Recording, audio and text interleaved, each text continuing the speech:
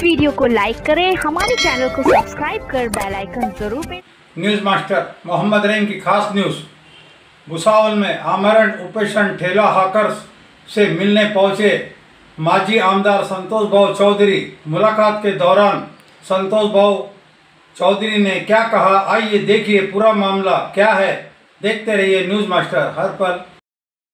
त्या पद्धतीचं काँक्रिटीकरण चांगलं करून द्यावं आणि त्या काँक्रिटीकरणावरती आमची लोक उभे राहतील आणि ती व्यवस्थितरित्या काम होते की ते बघतील, नाही तर जसं गावात बोगस कामं चालू आहे तसे आम्ही काही होऊ देणार नाही हे मी त्यांना स्पष्टपणे सांगितलं। आणि त्या पद्धतीने आता CCTV कॅमेरे आहे, डोम मार्केट आहे, म्हणजे डोमचं जे वर्तन आहे ते बी ते करून देतील, तेही मी त्यांना सांगितलं। स्ट्रीट लाईटचे जे पोल आहे हे बी करून देतील। फक्त माझी त्यांची भोगोटा पावतीच्या बाबतीत मला माहिती नव्हती, म्हणून मी त्यांच्याविषयी ते बोललो नाही। ते मी त्याच्याशी बोलतो, कारण भोगोटा पावती तर त्यांना लावावीच लागेल आज आणि उद्या। आणि महत्त्वाचा विषय काय आहे की आता आहे दसरा आणि दिवाळी। आता दसरा आणि दिवाळीमध्ये हे जे काही चाललेलं आहे हे काही योग्य नाही आहे। पहिली गोष्ट तर भुसावळ शहराचं वातावरण दूषित करण्याचा हा प्रयत्न आहे। भुसावळ शहरामध्ये जर चांगल्या पद्धतीने सर्व चाललेलं आहे तर या ठिकाणी काही राजकीय पद्धतीने एक डिवायडर टाकून एक सामाजिक डिवायडर टाकलं जाते आहे, म्हणजे आणि समाजामध्ये जाती त्याही परिस्थितीमध्ये आपण चुकीचा पाऊल आपण उचलायचं नाही आहे। व्यापारी जे आहे त्यांना समजवण्याची जबाबदारी माझी आहे, त्याची चिंता करायची गरज नाही। किती आले तरी आता त्यांना जर उपोषण मांडायचं होतं किंवा काही करायचं होतं, त्यांच्या काही मागण्या असतील तर त्यांनी जे इथे उपोषण सुरू केलं पहिले ते चुकीचं आहे, ते करायला नको पाहिजे होतं। तुम्हाला जर करायचं आहे तर नगरपालिकेजवळ करा ना जाऊन, मागण्या तुमच्या कोणाची आहे, नगरपालिकेची आहे तर नगरपालिकेशी करा।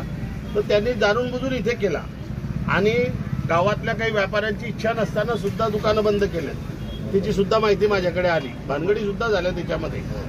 तर या पद्धतीचं जे कार्य आहे ते आपल्याला काही मान्य नाही आहे आणि आपण सांगितलं किंवा शांतता ठेवा, जर शांतता ठेवसाल तर तुमचंही भलं राहील त्यांचंही भलं राहील। बाकी परिस्थिती आता सध्या वाईट आहे, बेरोजगारीने लोक परेशान आहे आणि कोणाच्या पोटावर मारू नका, पोटावर मारलं तर कोणी ऐकत नाही।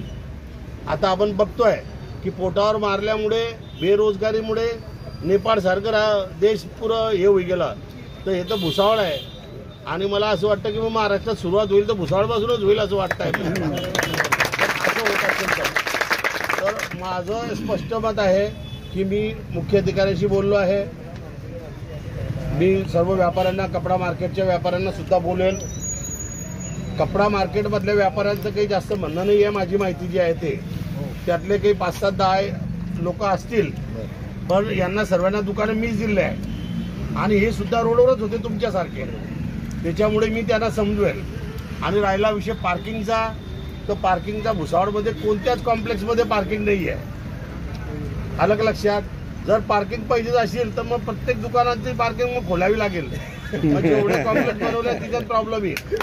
तर माझं म्हणणं काय आहे की आपल्याला व्यापाऱ्यांना मी समजवेल की व्यापारी बांधवांनी राजकारणाच्या भानगडीत पडायचं नाही, रिकामे लफडे करायचे नाही।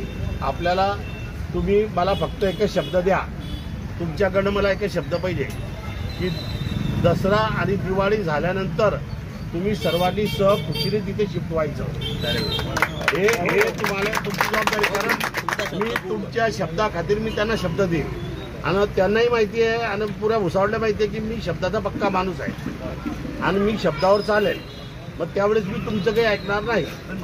ज्या मागण्या आहे पूर्ण करून द्याव्या तरच आम्ही जाऊ तिथे। हो, त्या मागण्या जेवढ्या पण आमच्या लिहिलेल्या आहे ना भाऊ, त्यांनी पूर्ण करून द्याव्या तरच आम्ही त्या ठिकाणी जाऊ ना। ते म्हणजे हे नंतर करून देतो ते मग तुम्ही आता हे करा किंवा टाइम लाईट तसं नाही करायचं भाऊ, नंतर कोणी आमची दाद घेणार नाही भाऊ। तुम्ही आता आलेले आहे म्हणून तुम्हाला सांगतो, 8च्या 8 मागण्या ज्या आहे 8 पैकी एक तर बोलून घ्या, या 7 मागण्या तुमच्या झाल्या तर 8व्याचा विषयच येणार आणि नवीन जागेवर जाण्याचा, बरोबर आहे। म्हणजे आणि हा 8 दसरा दिवाळीचाही विषय संपला, म्हणजे या 6 मागण्या आहेत तुमच्या, या 6च्या 6 मागण्या तुमच्या पूर्ण होतील, त्याची चिंता तुम्ही करायची गरज नाही।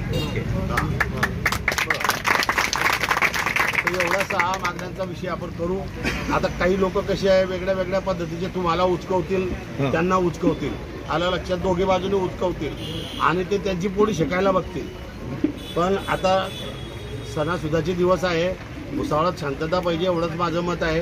तुम्ही चिंता करू नका, या 6च्या 6 मागण्या तुमच्या पूर्ण होतील. त्याची चिंता न करता आपण दिवाळीनंतर लगेच तुम्ही तिथे शिफ्ट तयार ठेवा. कारण याला जरी आता त्यांनी वर्क ऑर्डर जरी काढली आहे तर आता फक्त कशाची वर्क ऑर्डर काढली आहे तर कॉन्क्रिटीकरणाची, आलं लक्षात. तर कॉन्क्रिटीकरण आणि हे जे वरचं डोम आहे हे तयार करायला आणि त्याला तुमचं हे जे क्युरिंग आहे, क्युरिंग सुद्धा त्याला 15 दिवस लागतील. मग क्युरिंगलाच 15 दिवस लागतील. तर यांना तयार करायला बरे. आता आज त्याने JCB आणलं, ते मी दुपारी 12 वाजेला फोन केल्यानंतर तिथे JCB आलं, आलं लक्षात. तर त्याच्यानंतर आता माझं मत आहे की तुम्ही हे जे आहे हे उपोषण मिटवावं. मुख्य अधिकाऱ्यांशी माझी चर्चा झालेली आहे, चिंता करता कामा नये. आणि मी तुम्हाला शब्द देतो की या 6च्या 6 मागण्या तुमच्या पूर्ण होतील. मग त्याच्यासाठी जर उद्या लढायची गरज पडली तर तुमच्यासाठी तुमच्याबरोबर मी बी उपोषणाला बसेल.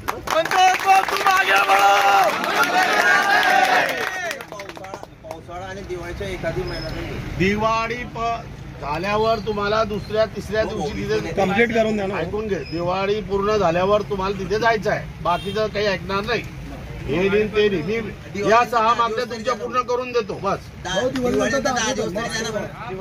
दिवाळीनंतर 4 दिवस धंदा असतो, कोणी असो. भाऊची चिंता तुम्ही नका. दिवाळी झाल्यावर तुम्हाला चौथ्या दिवशी तिथे जायचं आहे बस. बाकी काही ऐकणार नाही, काही नाही, मला माहिती आहे, ते सांगायचं नाही. दिवाळी झाल्यानंतर 4थ्या दिवशी तिथे जायचं आहे. मग बाकी तुम्ही चिंता घ्यायला करता, ऐकून घ्या. पहिले जर दुकानात बसवलाय मी ना तर तरी मी तुम्हाला पक्के पण दुकानं बांधून देईल. काय दुकान आपण तुम्हाला तडी आगे बढ़ो, हम तुम्हारे साथ हैं. राजू भाऊ तुम आगे बढ़ो, हम तुम्हारे साथ हैं. अरे संतोष भाऊ तुम आगे बढ़ो, हम तुम्हारे साथ हैं. संतोष भाऊ की जय. राष्ट्रीय हॉकर सेनेचा विजय हो, राष्ट्रीय हॉकर सेनेचा विजय हो. ठीक आहे. आता ते नगरपालिकेचे लोक येतील ना, त्यांचं काय या इथे घेऊन घ्या. संतोष भाऊ तुम आगे बढ़ो, हम तुम्हारे साथ हैं.